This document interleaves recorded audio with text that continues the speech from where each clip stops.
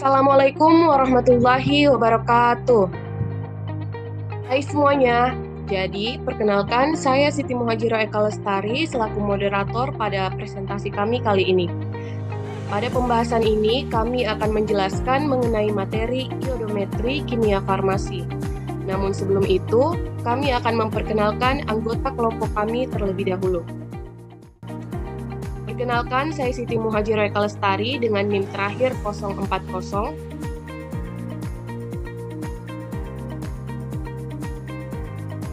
Perkenalkan, nama saya Dwi Putri Anggreni dengan NIM terakhir 011. Baik, perkenalkan saya Muhammad Ali dari PO 19. Perkenalkan, nama saya Nakita Mesuciana Fitri dengan NIM terakhir 022. Perkenalkan, nama saya Nur Amalia Febriana dengan NIM terakhir 025. Perkenalkan, nama saya Sri Maulidia dengan NIM terakhir 041. Perkenalkan, nama saya Nina Auditi Fayani dengan NIM 023.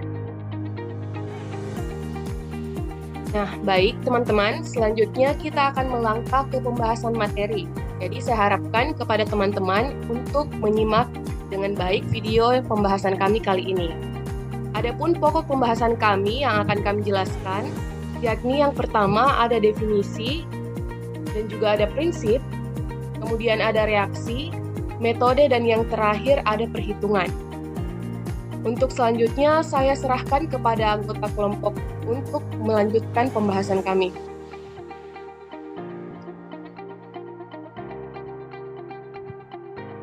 Baik, definisi. Lodimetri adalah metode analisis kuantitatif polimeter yang menggunakan proses titrasi untuk mengukur jumlah iodium dalam sampel. Iodiometri adalah titrasi reduksinya melibatkan titrasi iodium yang diproduksi dalam reaksi dengan larutan standar. Natrium thiofluoride pada titrasi iodiometri. Amilum digunakan sebagai indikator untuk menunjukkan titik akhir titrasinya ditandai dengan perubahan warna dari biru menjadi tidak berwarna. Saya kembalikan ke materi selanjutnya.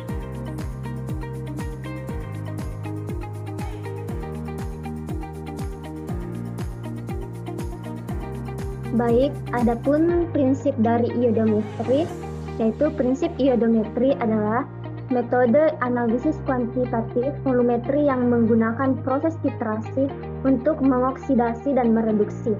Prinsip dasar iodometri adalah yaitu yang pertama, sampel yang bersifat oksidator akan direduksi dengan kalium iodida berlebih dan menghasilkan iodium. Yang kedua, iodium yang terbentuk dapat dititrasi dengan larutan standar natrio sulfat. Dan yang ketiga, amilum yang bereaksi dengan iodin akan membentuk warna biru kuat yang dapat terlihat jelas meskipun konsentrasi iodin sangat rendah. Kepekaan warna biru berkurang dengan naiknya temperatur larutan. Iodometri dapat digunakan untuk menentukan jumlah iodium dalam sampel. Baik, saya serahkan kepada pemateri selanjutnya.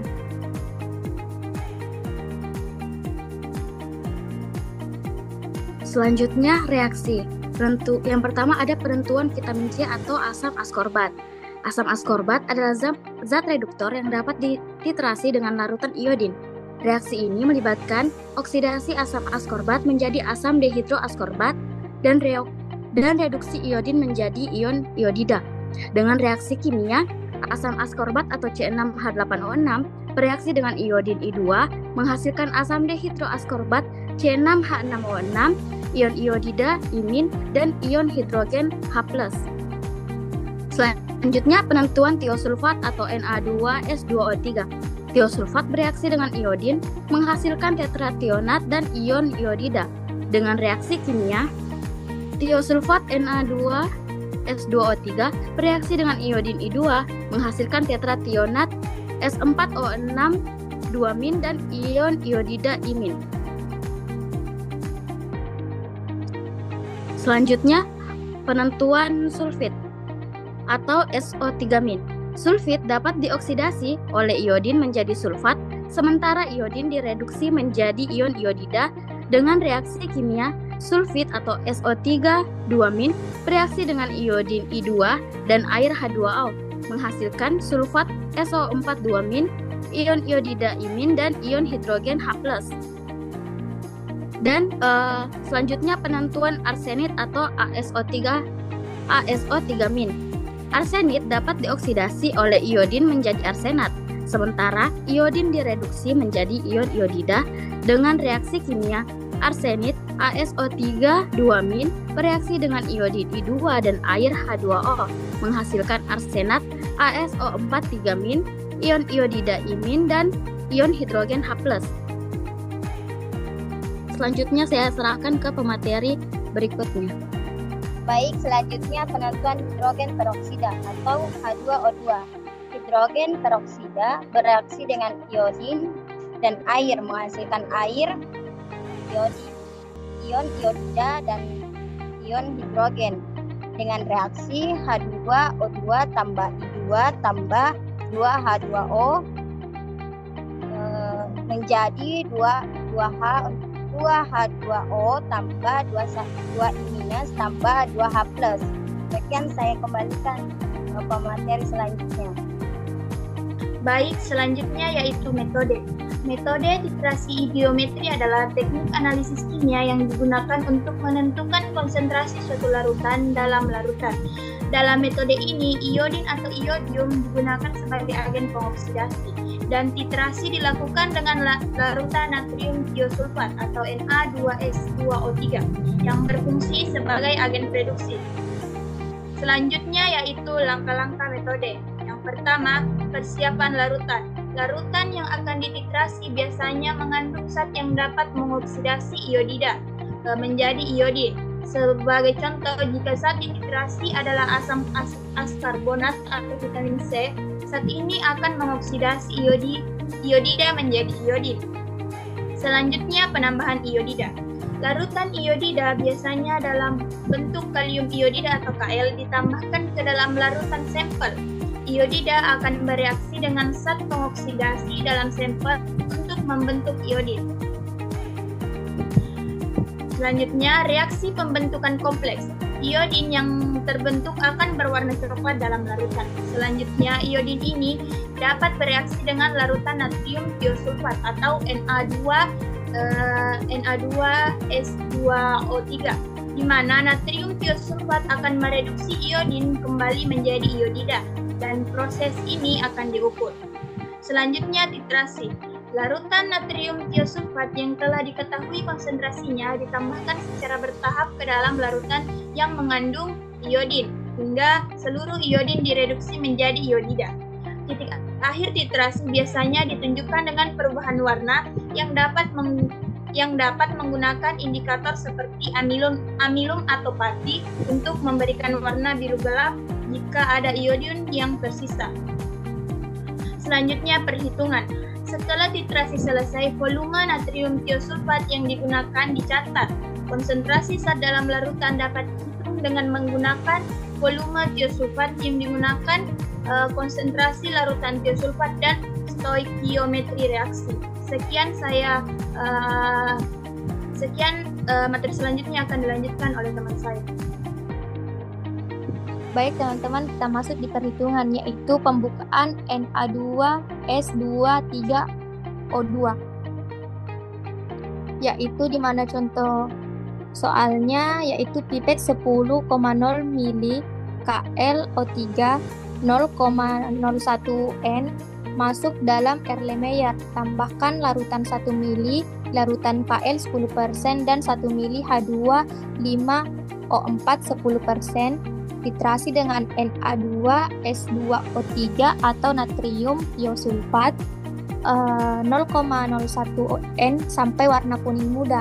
Tambahkan larutan amilum 1%, lanjutkan titrasi sampai warna biru hilang. Ternyata natrium tiosulfat yang diperoleh adalah 10,50 mili. Hitunglah N atau natrium tiosulfatnya. Nah, di sini yang pertama kita ketahui yaitu N1, di mana N1 itu yaitu normalitas larutannya. V1-nya di sini yaitu volume larutan, yaitu ada 10. V2-nya yaitu normalitas natrium tiosulfatnya yaitu ada 10,50. Nah, terus yang ditanyakan itu ada N2 atau volume larutan natrium tiosulfatnya. Langsung saja kita masuk di penyelesaiannya, yaitu kita masukkan rumusnya yaitu N1 dikali V1 sama dengan N2 dikali V2. Masukkan N1-nya berapa, yaitu 0,01 dikali 10 sama dengan N2. N2 ini kan yang dicari, jadi N2 dikali 10,50. Nah, terus N2-nya itu sama dengan 10,0,1 dikali 10 per atau dibagi 10,50. Nah, terus kita dapat hasilnya N2 yaitu 0,0095 N atau natrium tiosulfat. Next, di contoh soal yang kedua.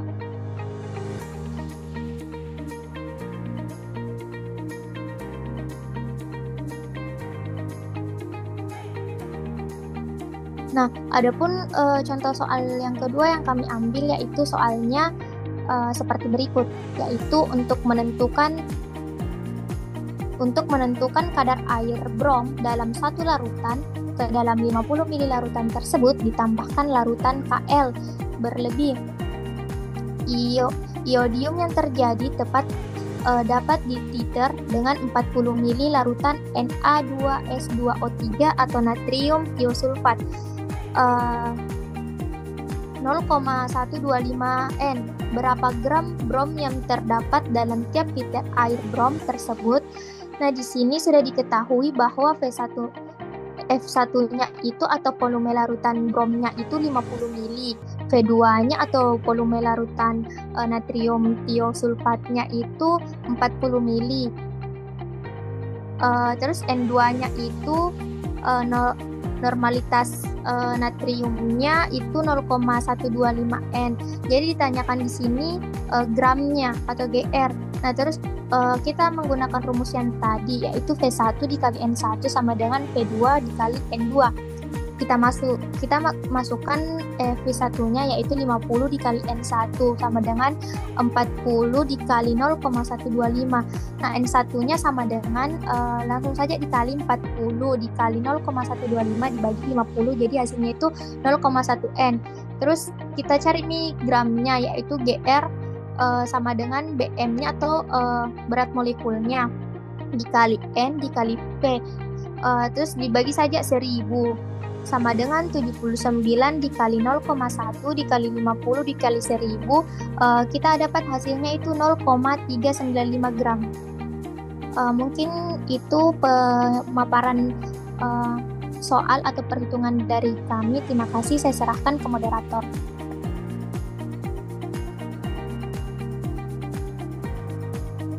Baik, terima kasih kepada teman kelompok semua atas penjelasannya. Itulah tadi penjelasan materi iodometri dari kelompok kami, di mana kami telah membahas mengenai definisi, prinsip, reaksi, metode, dan juga perhitungan. Semoga apa yang telah dijelaskan bisa bermanfaat bagi teman-teman semua. Dan kami juga memohon maaf apabila ada kesalahan dalam penyampaian kami. Kami tutup dengan ucapan wabillahi taufiq wal hidayah. Wassalamualaikum warahmatullahi wabarakatuh.